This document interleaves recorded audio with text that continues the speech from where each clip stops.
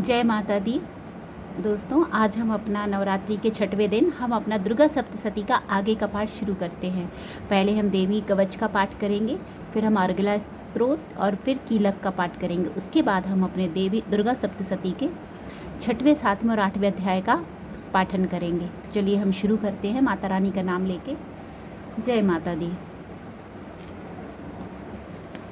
आगे के जो 1, 2, 3, 4, 5 जो अध्याय हैं उनका वीडियो अपलोड है चैनल पर। यदि आपने नहीं देखा हो तो आप देख लीजिएगा।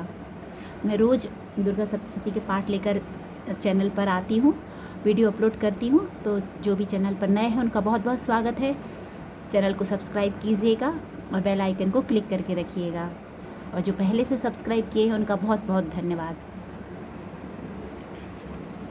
श्री गणेशाय नमः। देवी कवच।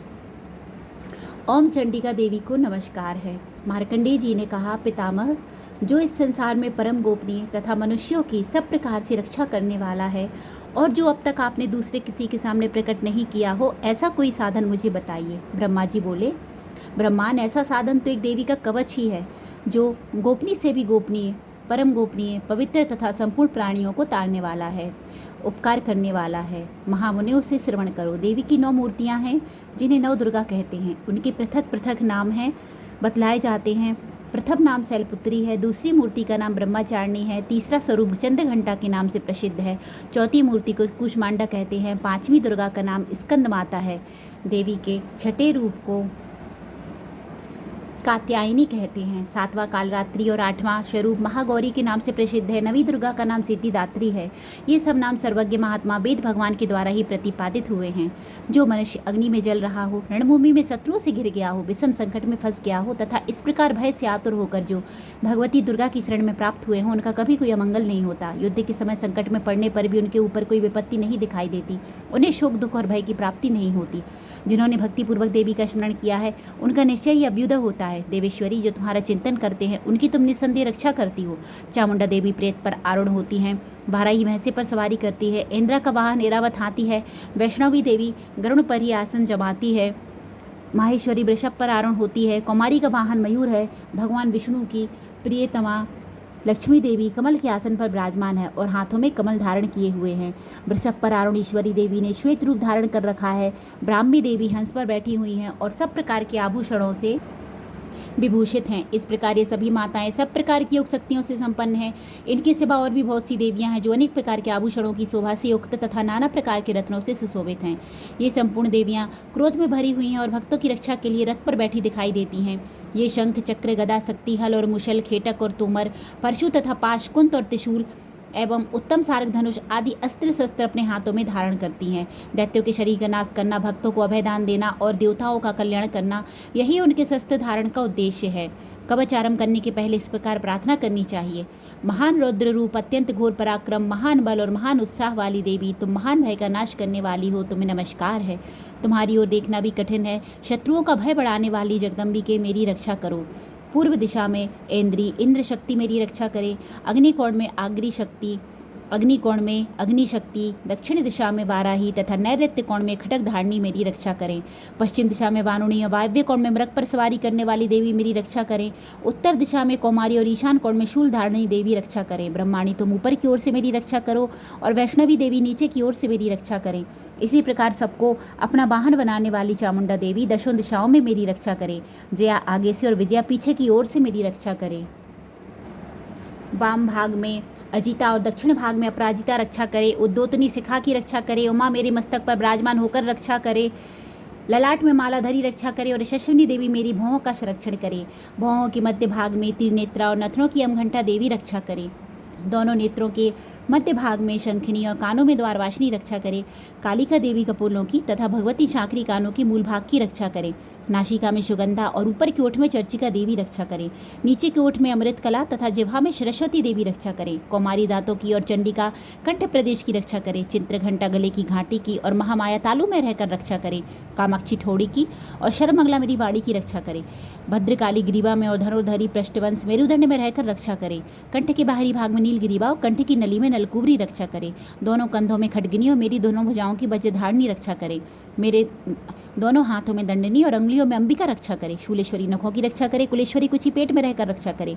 महादेवी दोनों स्तनों की और शोक विनाशिनी देवी मन की रक्षा करे। ललिता देवी हृदय में शूल धारिणी उदर में रहकर रक्षा करे। नाभि में कामनी और गुहा की गुहेश्वरी रक्षा करे। पूतना और कामिका लिंग की और महेशवानी गोदा की रक्षा करे। भगवती कटी भाग में और विंध्यवासिनी घुटनों की रक्षा करे। संपूर्ण कामनाओं को देने वाली महाबला देवी दोनों पिंडलियों की रक्षा करे। नारसिंही दोनों घुट्टियों की और तेजस्वी देवी दोनों चरणों के पृष्ठ भाग की रक्षा करे। श्रीदेवी पैरों की अंगुलियों में और तलवासिनी पैरों के तलुओं में रहकर रक्षा करे। अपनी दाढ़ों के कारण भयंकर दिखाई देने वाली दष्टा कराली देवी नखों की और उद्रवकेशनी देवी केशों की रक्षा करे। रोमावलियों के छिद्रों में कौबेरी और त्वचा की बागेश्वरी देवी रक्षा करे। पार्वती देवी रक्त मज्जा वशा मांस हड्डी और मेद की रक्षा करे। आंतों की कालरात्रि और पित्त की मुकुटेश्वरी रक्षा करे। मूलाधार आदि कमल कोशों में पद्मावती देवी और कफ में चूड़ामणि देवी स्थित होकर रक्षा करे। नक के तेज की ज्वालामुखी रक्षा करे, जिसका किसी भी स्तर से भेदन नहीं हो सकता। वह अवेद्या देवी शरीर की समस्त संधियों में रहकर रक्षा करे। ब्रह्माणी आप मेरे वीर की रक्षा करें। छत्तेश्वरी था छाया की तथा धर्मधारिणी देवी मेरे अहंकार मन और बुद्धि की रक्षा करे। हाथ में वज्र धारण करने वाली वज्रहस्ता देवी मेरे प्राण अपान व्यान उदान और समान वायु की रक्षा करे। कल्याण से शोभित होने वाली भगवती कल्याण शोभना मेरे प्राण की रक्षा करे।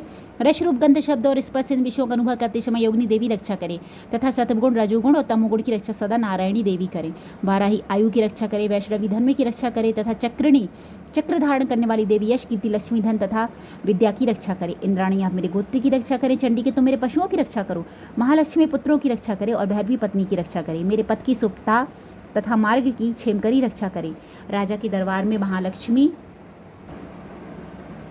रक्षा करे तथा सब ओर व्याप्त रहने वाली चारों ओर व्याप्त रहने वाली विजया देवी संपूर्ण भयों से मेरी रक्षा करें। देवी जो स्थान कवच में नहीं कहा गया है अतीव रक्षा से रहते है वह शब्द तुम्हारे द्वारा सुरक्षित हो, क्योंकि तुम विजयशालिनी और पापनाशिनी हो। यदि अपने शरीर का भला चाहे तो मनुष्य बिना कवच के कहीं एक पग भी ना जाए, कवच का पाठ करके ही यात्रा करे। कवच के द्वारा सब ओर से सुरक्षित मनुष्य जहाँ जहाँ भी जाता है वहाँ वहाँ उसे धन लाभ होता है तथा संपूर्ण कामनाओं की सिद्धि करने वाली विजय की प्राप्ति होती है।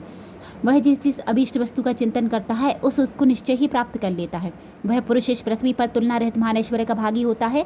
कवच से सुरक्षित मनुष्य निर्भय हो जाता है। युद्ध में उसकी पराजय नहीं होती तथा वह तीनों लोगों में पूजनीय होता है। देवी का यह कवच देवताओं के लिए भी दुर्लभ है।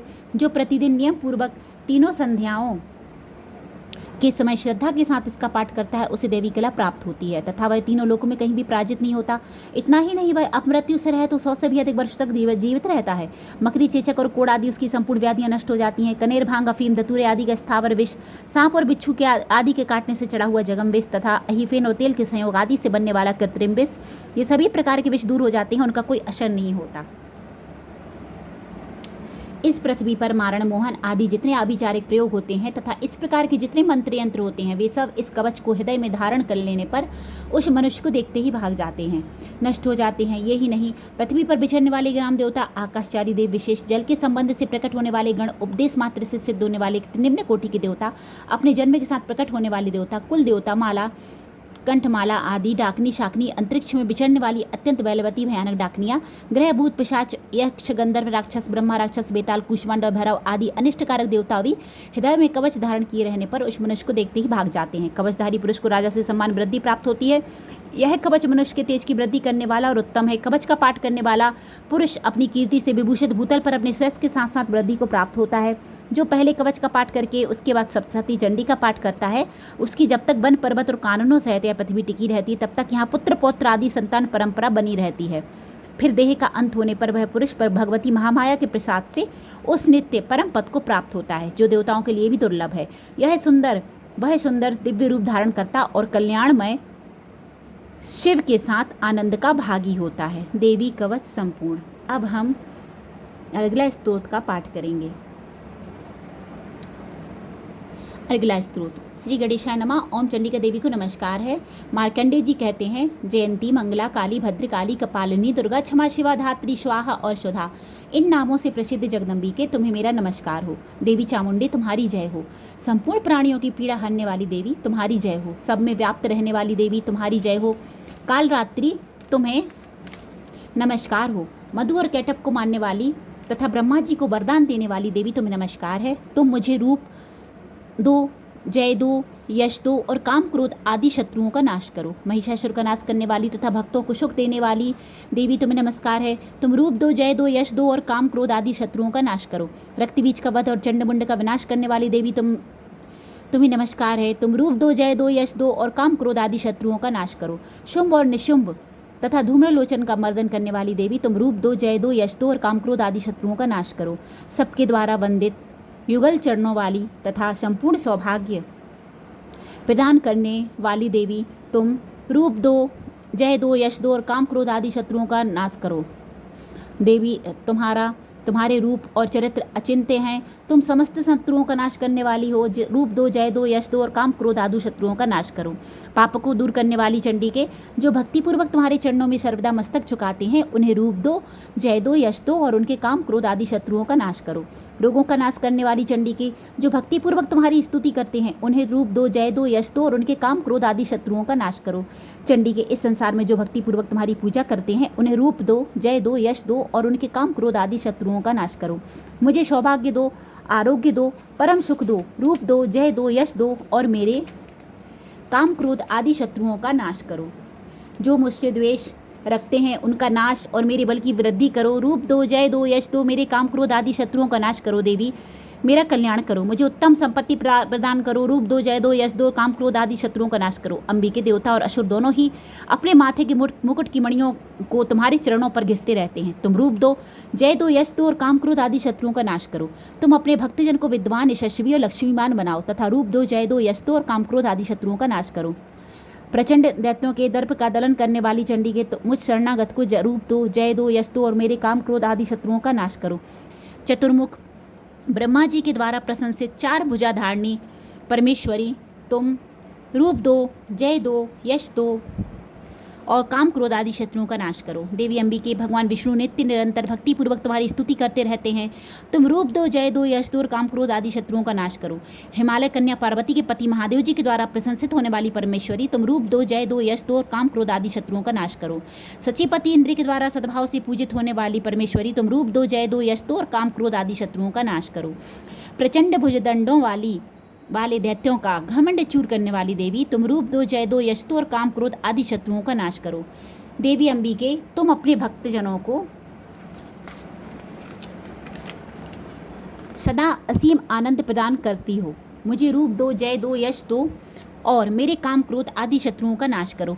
मन की इच्छा के अनुसार चलने वाली मनोहर पत्नी प्रदान करो जो दुर्गम संसार सागर से तारने वाली तथा उत्तम कुल में उत्पन्न हुई हो। जो मनुष्य इस स्तोत्र का पाठ करके सप्तसती महास्तोत्र का पाठ करता है वह सप्तसती की जप संख्या से मिलने वाले श्रेष्ठ फल को प्राप्त होता है। साथ ही वह प्रचुर संपत्ति भी प्राप्त कर लेता है। अगला स्तोत्र संपूर्ण। अब हम कीलक स्तोत्र का पाठ करेंगे। श्री गणेशाय नमः। कीलक स्तोत्र।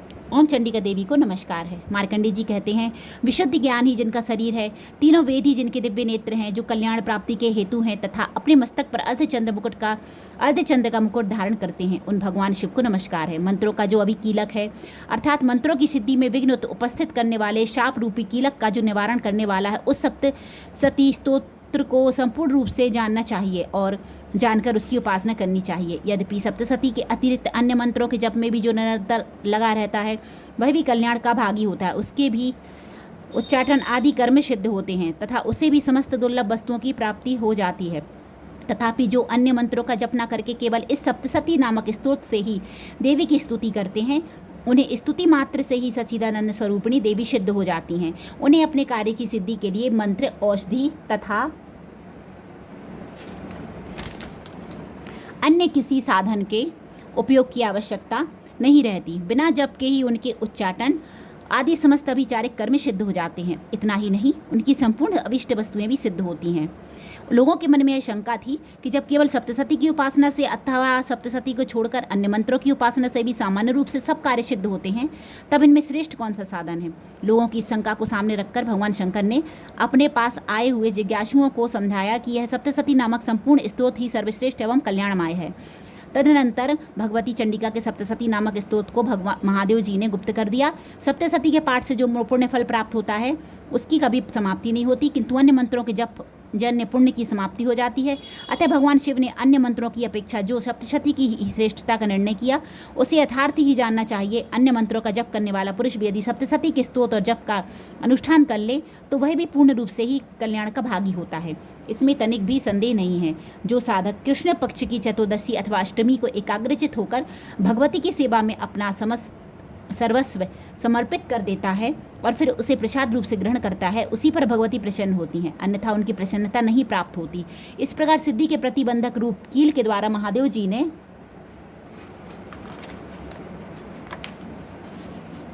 इस स्तोत्र को कीलित कर रखा है। जो पूर्वोक्त रीति से निष्कीलन करके इस सप्तशती स्तोत्र का प्रतिदिन स्पष्ट उच्चारण पूर्वक पाठ करता है वह मनुष्य सिद्ध हो जाता है, वही देवी का पार्षद होता है और वही गंधर्व भी होता है। सर्वत्र विचरते रहने पर भी इस संसार में उसे कहीं भी भय नहीं होता। वह अपमृत्यु के वश में नहीं पड़ता तथा देह त्यागने के अनंतर मोक्ष प्राप्त कर लेता है। अतः कीलन को जानकर उसका परिहार कर के ही सप्तशती का पाठ आरंभ करें। जो ऐसा नहीं करता उसका नाश हो जाता है। इसलिए कीलक और निष्कीलन का ज्ञान प्राप्त करने पर ही यह स्तोत्र निर्दोष होता है और विद्वान पुरुष इस निर्दोष स्तोत्र का ही पाठ आरंभ करते हैं। स्त्रियों में जो कुछ भी सौभाग्य आदि दृष्टिगोचर होता है वह सब देवी के प्रसाद का ही फल है। अतः इस कल्याणमय स्तोत्र का सदा जप करना चाहिए। इस स्तोत्र का मंद स्वर से पाठ करने पर स्वल्प फल की प्राप्ति होती है और उच्च स्वर से पाठ करने पर पूर्ण फल की सिद्धि होती है। अतः उच्च स्वर से ही इसका पाठ आरंभ करना चाहिए। जिनके प्रसाद से ऐश्वर्य, सौभाग्य, आरोग्य, संपत्ति, शत्रुनाश तथा परम मोक्ष की भी सिद्धि होती है, उस कल्याणमयी जगदम्बा की स्तुति मनुष्य क्यों नहीं करते। कीलक स्तोत्र संपूर्ण। कवच, अर्गला और कीलक के बाद अब हम छठा अध्याय, सप्तम अध्याय और अष्टम अध्याय का पाठ करेंगे। फ्रेंड्स, वीडियो बड़ा हो जाता है, लेकिन यदि हम रोज़ पाठ करते हैं दुर्गा सप्तशती का अध्यायों में बांटकर तो हमें कवच, अर्गला, कीलक करना ज़रूरी हो जाता है।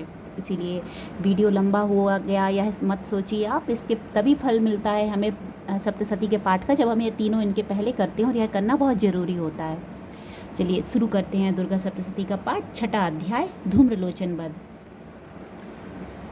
ध्यान। मैं सर्वगेश्वर भैरव के अंग में निवास करने वाली परमोत्कृष्ट पद्मावती देवी का चिंतन करता हूँ।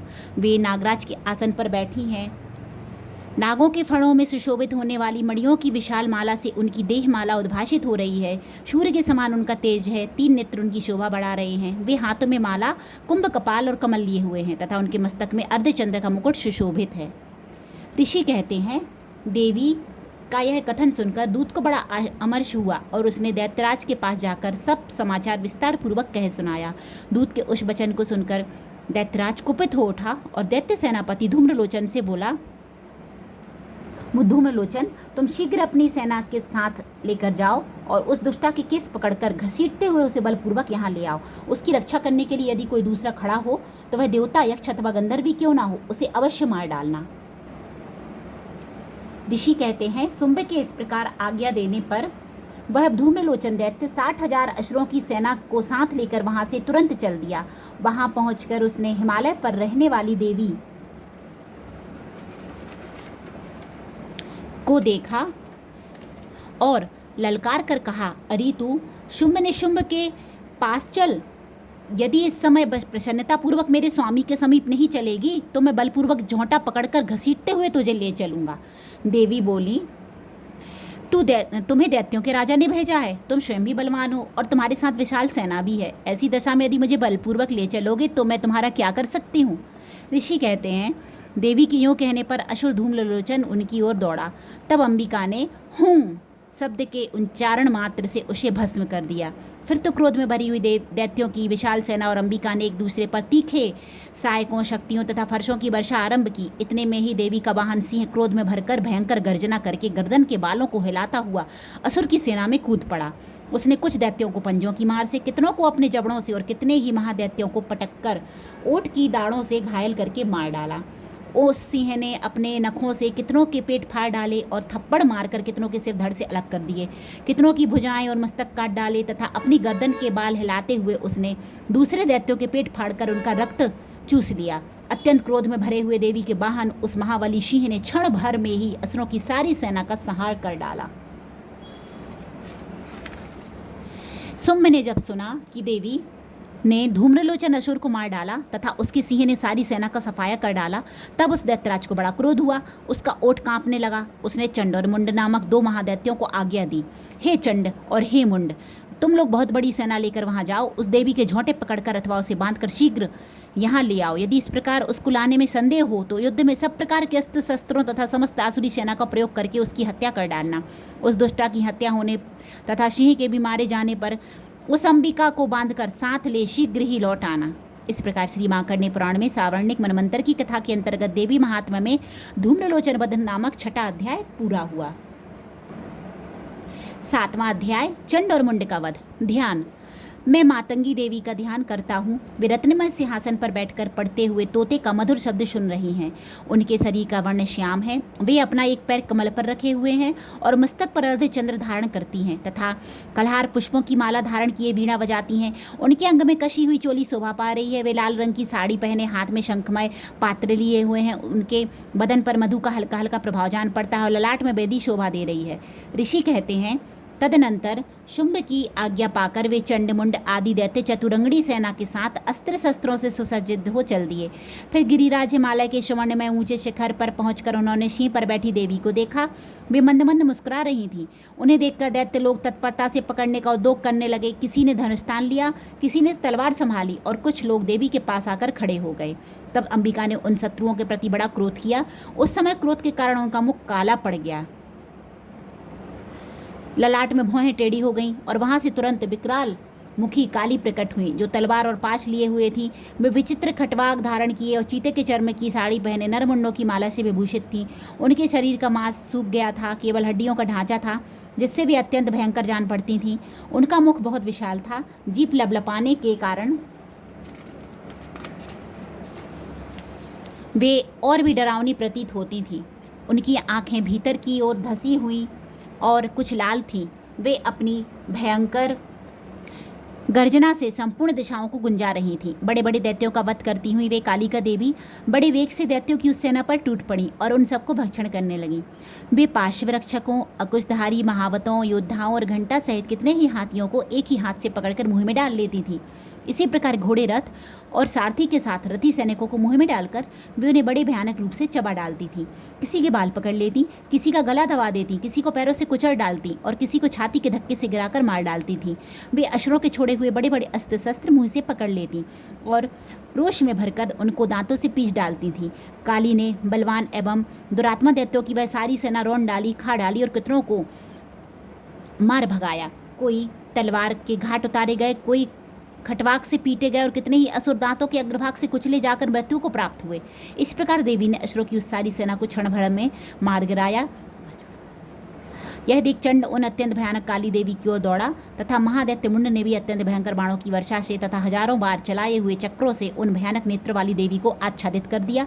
वे अनेकों चक्र देवी के मुख में समाते हुए ऐसे जान पड़े मानो सूर्य के बहुतेरे मंडल बादलों के उदर में प्रवेश कर रहे हों।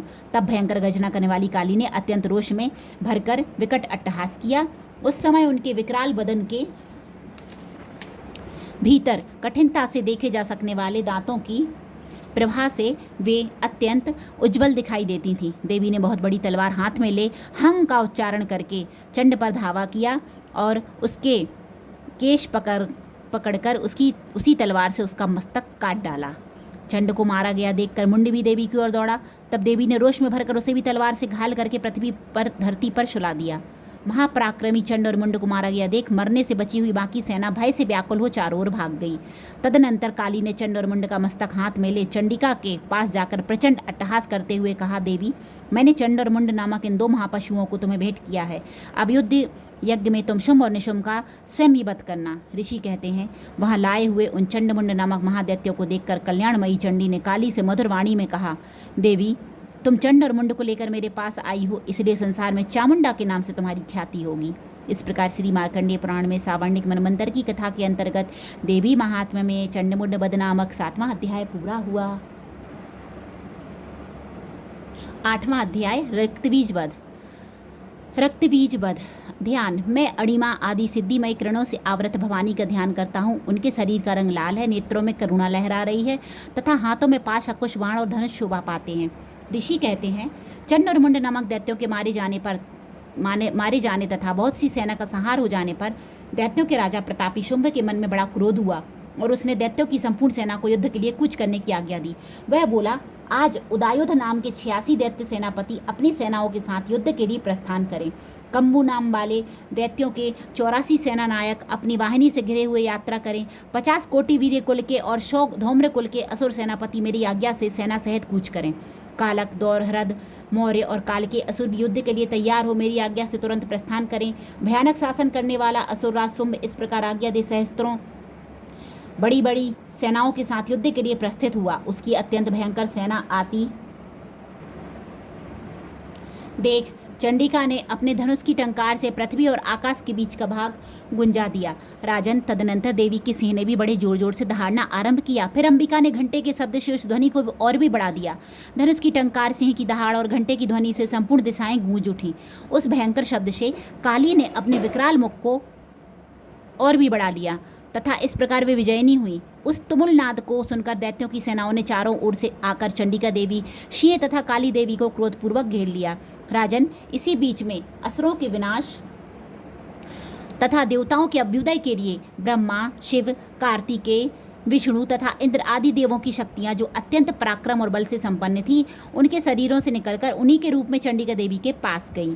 जिस देवता का जैसा रूप, वैसी वेशभूषा और जैसा वाहन है, ठीक वैसे ही साधनों से संपन्न हो उसकी शक्ति असुरों से युद्ध करने के लिए आई।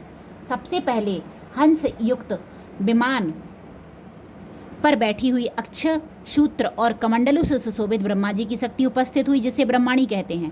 महादेव जी की शक्ति वृषभ पर आरूढ़ हो, हाथों में श्रेष्ठ त्रिशूल धारण किए, महानाग का कंकड़ पहने, मस्तक में चंद्र रेखा से विभूषित हो वहां आ पहुंची। कार्तिकेय जी की शक्ति रूपा जगदम्बिका उन्हीं का रूप धारण किए और श्रेष्ठ मयूर पर आरूढ़ हो हाथ में शक्ति लिए दैत्यों से युद्ध करने के लिए आई। इसी प्रकार भगवान विष्णु की शक्ति गरुड़ पर विराजमान हो शंख, चक्र, गदा, सार्ग धनुष तथा खड्ग हाथ में लिए वहां आई।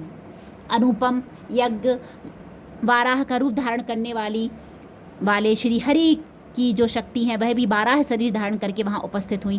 नारसिंह शक्ति भी नरसिंह के समान शरीर धारण करके वहां आई। उसकी गर्दन के बालों के झटके से आकाश के तारे बिखरे रहते थे। इसी प्रकार इंद्र की शक्ति वज्र हाथ में लिए गजराज इरावत पर बैठकर आई। उसके भी सहस्र नेत्र थे। इंद्र का जैसा रूप है वैसा ही उसका भी था। तदनंतर उन देव शक्तियों से घिरे हुए महादेव जी ने चंडिका से कहा, मेरी प्रसन्नता के लिए तुम शीघ्र ही इन असुरों का संहार करो। तब देवी के शरीर से अत्यंत भयानक और परम उग्र चंडिका शक्ति प्रकट हुई, जो सैकड़ों गीदड़ियों की भांति आवाज करने वाली थी। उस अपराजिता देवी ने धूमिल जटा वाले महादेव जी से कहा, भगवान, आप शुंभ निशुंभ के पास दूत बनकर जाइए और उन अत्यंत गर्वीले दानव शुंभ एवं निशुंभ से दोनों से कहिए, साथ ही उनके अतिरिक्त भी जो दानव युद्ध के लिए वहां उपस्थित हों उनको भी यह संदेश दीजिए, दैत्यों, यदि तुम जीवित रहना चाहते हो तो पाताल को लौट जाओ। इंद्र को त्रिलोकी का राज्य मिल जाए और देवता यज्ञ भाग का उपभोग करें। यदि बल के घमंड में आकर तुम युद्ध की अभिलाषा रखते हो तो आओ, मेरी शिवाएं योगिनियां तुम्हारे कच्चे मांस से तृप्त हों। चूंकि उस देवी ने भगवान शिव को दूत के कार्य में नियुक्त किया था, इसलिए वह शिवदूती के नाम से संसार में विख्यात हुई। वे महादैत्य भी भगवान शिव के मुँह से देवी के वचन सुनकर क्रोध में भर गए और जहाँ कात्यायनी विराजमान थीं उस ओर बढ़े। तदनंतर वे दैत्य अमरश में भरकर पहले ही देवी के ऊपर बाण शक्ति और दृष्टि आदि अस्त्रों की वृष्टि करने लगे। तब देवी ने भी खेल खेल में ही धनुष की टंकार की और उससे छोड़े हुए बड़े बड़े बाणों तथा बाणों द्वारा दैत्यों के चलाए हुए बाण, शूल, शक्ति और फरसों को काट डाला। फिर काली उनके आगे होकर शत्रुओं को शूल के प्रहार से विदीर्ण करने लगी और खटवाक से उनका कचूमर निकालती हुई रणभूमि में बिचरने लगी। ब्रह्माणी भी जिस ओर दौड़ती उसी ओर अपने कमंडलू का जल छिड़क कर शत्रुओं के ओज और पराक्रम को नष्ट कर देती थी। माहेश्वरी ने त्रिशूल से तथा वैष्णवी ने चक्र से और अत्यंत क्रोध में भरी हुई कुमार कार्तिकेय की शक्ति ने शक्ति से दैत्यों का संहार आरंभ किया। इंद्र शक्ति के वज्र प्रहार से विदीर्ण हो सैकड़ों दैत्य दानव रक्त की धारा बहाते हुए पृथ्वी पर सो गए। 12 ही शक्ति ने कितनों को अपनी थुथुन की मार से नष्ट किया, दाढ़ों के अग्रभाग से कितनों की छाती छेद डाली तथा कितने ही दैत्य उसके चक्र की चोट से विदीर्ण होकर गिर पड़े। नारसिंही भी दूसरे महादैत्यों को अपने नखों से विदीर्ण करके खाती और सिंहनाद से दिशाओं एवं आकाश को गुंजाती हुई युद्ध क्षेत्र में विचरने लगी। कितने ही असुर शिवदूती के प्रचंड अट्टहास से अत्यंत भयभीत हो पृथ्वी पर गिर पड़े और गिरने पर उन्हें शिवदूती ने इस समय अपना ग्रास बना लिया। इस प्रकार क्रोध में भरे हुए मातृगणों की नाना प्रकार के उपायों से बड़े बड़े असुरों का मर्दन करते देख दैत्य सैनिक भाग खड़े हुए। मातृगणों से पीड़ित दैत्यों को युद्ध से भागते देख रक्तबीज नामक महादैत्य क्रोध में भरकर युद्ध करने के लिए आया। उसके शरीर से जब रक्त की बूंद पृथ्वी पर गिरती तब उसी के समान शक्तिशाली एक दूसरा महादैत्य पृथ्वी पर पैदा हो जाता। महासुर रक्तबीज हाथ में गदा लेकर इंद्र शक्ति के साथ युद्ध करने लगा। तब इंद्री ने अपने वज्र से रक्तबीज को मारा। वज्र से घायल होने पर उसके शरीर से बहुत सा रक्त चूने लगा और उससे उसी के समान रूप तथा पराक्रम वाले योद्धा उत्पन्न होने लगे। उसके शरीर से रक्त की जितनी बूंदें गिरी उतने ही पुरुष उत्पन्न हो गए। वे सब रक्तबीज के समान ही वीरवान, बलवान तथा पराक्रमी थे। वे रक्त से उत्पन्न होने वाले पुरुष भी अत्यंत भयंकर अस्त्र शस्त्रों का प्रहार करते हुए वहां मातृगणों के साथ घोर युद्ध करने लगे। पुनः वज्र के प्रहार से जब उसका मस्तक घायल हुआ तब रक्त बहने लगा और उससे हजारों पुरुष उत्पन्न हो गए। वैष्णवी ने युद्ध में रक्तबीज पर चक्र का प्रहार किया तथा इंद्री ने उस दैत्य सेनापति को गदा से चोट पहुंचाई। वैष्णवी के चक्र से घायल होने पर उसके शरीर से जो रक्त बहा और उससे जो उसी के बराबर आकार वाले सहस्रों महादैत्य प्रकट हुए, उनके द्वारा संपूर्ण जगत व्याप्त हो गया। कौमारी ने शक्ति से, वाराही ने खड़ग से और माहेश्वरी ने त्रिशूल से महादैत्य रक्तबीज को घायल किया। क्रोध में भरे हुए उस महादैत्य रक्तबीज ने भी गदा से सभी मात्र शक्तियों पर पृथक पृथक प्रहार किया। शक्ति और शूल आदि से अनेक बार घायल होने पर जो उसके शरीर से रक्त की धारा पृथ्वी पर गिरी, उससे भी निश्चय ही सैकड़ों असुर उत्पन्न हुए। इस प्रकार उस महादैत्य के रक्त से प्रकट हुए असुरों द्वारा संपूर्ण जगत व्याप्त हो गया। इससे उन देवताओं को बड़ा भय हुआ। देवताओं को दास देख चंडिका ने काली से शीघ्रतापूर्वक कहा, चामुंडे, तुम अपना मुख और भी फैलाओ तथा मेरे शस्त्रपात से गिरने वाले रक्त बिंदुओं और उनसे उत्पन्न होने वाले महादैत्यों को तुम अपने उस उतावले मुख में खा जाओ। इस प्रकार रक्त से उत्पन्न होने वाले महादैत्यों का भक्षण करती हुई तुम रण में विचरती रहो। ऐसा करने से उस दैत्य का सारा रक्त क्षीण हो जाने पर वह स्वयं भी नष्ट हो जाएगा। उन भयंकर दैत्यों को जब तुम खा जाओगी तब दूसरे नए दैत्य उत्पन्न नहीं हो सकेंगे। काली से यूँ कहकर चंडिका देवी ने सूल से रक्तबीज को मारा और काली ने अपने मुख में उसका रक्त ले लिया। तब उसने वहां चंडिका पर गदा से प्रहार किया, किंतु उस गदापात ने देवी को तनिक भी वेदना नहीं पहुंचाई। रक्तबीज के घायल शरीर से बहुत सा रक्त गिरा, किंतु ज्यों ही वह गिरा त्यों ही चामुंडा ने उसे अपने मुख में ले लिया। रक्त गिरने से काली के मुख में जो महादैत्य उत्पन्न हुए उन्हें भी वह चट कर गईं और उसने रक्तबीज का रक्त भी पी लिया। तदनंतर देवी ने रक्तबीज को, जिसका रक्त चामुंडा ने पी लिया था, वज्रबाण, खड़ग तथा रिष्टि आदि से मार डाला। राजन, इस प्रकार शस्त्रों के समुदाय से आहत एवं रक्तहीन हुआ महादैत्य रक्तबीज पृथ्वी पर गिर पड़ा। नरेश्वर, इससे देवताओं को अनुपम हर्ष की प्राप्ति हुई और मातृगण उन असुरों के रक्तपान के मद से उद्यत सा होकर नृत्य करने लगा। इस प्रकार श्री मार्कंडेय पुराण में शावण्डिक मनवंतर की कथा के अंतर्गत देवी महात्म्य में रक्तबीज वध नामक 8वां अध्याय पूरा हुआ। हमारा 6वां, 7वां और 8वां अध्याय आज पूरा हुआ। अब उसके बाद हम सिद्ध कुंजिका स्तोत्र का पाठ करेंगे। सिद्ध कुंजिका स्तोत्र। श्री गणेशाय नमः। शिवजी बोले, देवी सुनो, मैं उत्तम कुंजिका स्तोत्र का उपदेश करूंगा जिस मंत्र के प्रभाव से देवी का जब पाठ सफल होता है। कवच, अर्गला, कीलक, रहस्य, सूक्त, ध्यान, न्यास, यहाँ तक कि अर्चन भी आवश्यक नहीं है। केवल कुंजिका के पाठ से दुर्गा पाठ का फल प्राप्त हो जाता है। अत्यंत गुप्त और देवों के लिए दुर्लभ है यह कुंजिका स्तोत्र। यह पार्वती से स्वयं योनि की भांति प्रयत्नपूर्वक गुप्त रखना चाहिए। यह उत्तम कुंजिका स्तोत्र केवल पाठ के द्वारा मरण, मारण, मोहन, वशीकरण, स्तंभन और चटन आदि आविचारिक उद्देश्यों को सिद्ध करता है। मंत्र: ओम ऐं ह्रीं क्लीं चामुंडाय विच्चे, ओम ग्लौं हुं क्लीं जूं सह ज्वालय ज्वालय ज्वल ज्वल प्रज्वल प्रज्वल, ऐं ह्रीं क्लीं चामुंडाय विच्चे, ज्वल हम सम लम छम फट स्वाहा। हे रुद्र स्वरूपिणी तुम्हें नमस्कार है। हे मधुदैत्य को मारने वाली तुम्हें नमस्कार है। कैटभ विनाशिनी को नमस्कार। महिषासुर को मारने वाली देवी तुम्हें नमस्कार है। शुंभ का हरण करने वाली और निशुंभ को मारने वाली तुम्हें नमस्कार है। हे महादेवी, मेरे जप को जागृत और सिद्ध करो। अहंकार के रूप में षष्ठी स्वरूपिणी, ह्रीम के रूप में षष्ठी पालन करने वाली, क्लीम के रूप में काम रूपिणी तथा निखिल ब्रह्मांड की बीज रूपिणी देवी तुम्हें नमस्कार है। चामुंडा के रूप में चंड विराशिनी और एकार के रूप में तुम वर देने वाली हो। विच्चे रूप में तुम नित्य अभय देती हो। इस प्रकार ऐं ह्रीं क्लीं चामुंडाय विच्चे तुम इस मंत्र का स्वरूप हो। धाम धीम धूम के रूप में तुम धूर्जटी शिव की तुम पत्नी हो। वाम भीम भूम के रूप में तुम वाणिकेश्वरी हो। क्राम क्रीम क्रूम के रूप में कालिका देवी। शाम शीम शूम के रूप में मेरा कल्याण करो। हुम हुम हुंकार स्वरूपिणी। जम जम जम जम नादनी। भ्राम भ्रीम भ्रूम के रूप में कल्याण कारिणी भैरवी भवानी तुम्हें बार बार प्रणाम। अम कम चम टम तम पम यम शम बीम दोम एम बीम हम छम धिजाग्रम धिजाग्रम। इन सबको तोड़ो और दीप्त करो करो स्वाहा। पाम पीम पूम के रूप में तुम पार्वती पूर्णा हो। खाम खीम खूम के रूप में तुम खेचरी आकाश चारणी अथवा खेचरी मुद्रा हो। शाम सीम शुम स्वरूपणी सप्तसती देवी के मंत्रों को मेरे लिए सिद्ध करो। यह कुंजिका स्तोत्र मंत्र को जगाने के लिए है, इसे भक्तिहीन पुरुष को नहीं देना चाहिए। हे पार्वती, इसे गुप्त रखो। हे देवी, जो बिना कुंजिका के सप्तसती का पाठ करता है उसे उसी प्रकार सिद्धि नहीं मिलती जिस प्रकार वन में रोना निरर्थक होता है। इस प्रकार श्री रुद्रयामल के गौरी तंत्र में शिव पार्वती संवाद में सिद्ध कुंजिका स्तोत्र संपूर्ण हुआ। हम क्षमा प्रार्थना। परमेश्वरी, मेरे द्वारा रात दिन सहस्त्रों अपराध होते रहते हैं, यह मेरा दास संयोग समझ के मेरे उन अपराधों को तुम कृपा पूर्वक क्षमा करो। परमेश्वरी, मैं न आवाहन नहीं जानता, विसर्जन करना नहीं जानता तथा पूजा करने का ढंग भी नहीं जानता, क्षमा करो। देवी सुरेश्वरी, मैंने जो मंत्रहीन, क्रियाहीन और भक्तिहीन पूजन किया है वह सब आपकी कृपा से पूर्ण हो। सैकड़ों अपराध करके भी जो तुम्हारी शरण में जा जगदम्ब कहकर पुकारता है उसे वह गति प्राप्त होती है जो ब्रह्मादि देवताओं के लिए भी सुलभ नहीं है। जगदम्बिके, ब्रह्मादि देवताओं के लिए भी सुलभ नहीं है। जगदम्बिके, मैं अपराधी हूँ किंतु तुम्हारी शरण में आया हूँ, इस समय दया का पात्र हूँ, तुम जैसा चाहो वैसा करो। देवी परमेश्वरी, अज्ञान से, भूल से अथवा बुद्धिभ्रांत होने के कारण मैंने जो न्यूनता या अधिकता कर दी हो वह सब क्षमा करो, प्रसन्न हो। सच्चिदानंद स्वरूपा परमेश्वरी, जगन्माता कामेश्वरी, तुम प्रेमपूर्वक मेरी यह पूजा स्वीकार करो और मुझ पर प्रसन्न रहो। देवी सुरेश्वरी, तुम गोपनीय से भी गोपनीय वस्तु की रक्षा करने वाली हो, मेरे निवेदन किए हुए जप को ग्रहण करो, तुम्हारी कृपा से मुझे सिद्धि प्राप्त हो। आवाहनम न जानामि विसर्जनम पूजाम चैव न जानामि क्षम्यताम परमेश्वरी। मंत्रहीनम क्रियाहीनम भक्तिहीनम सुरेश्वरी, यत् पूजितम मया देवी परिपूर्णम तदस्तु में। हमारा दुर्गा सप्तशती का 6वां, 7वां और 8वां अध्याय पूरा हुआ।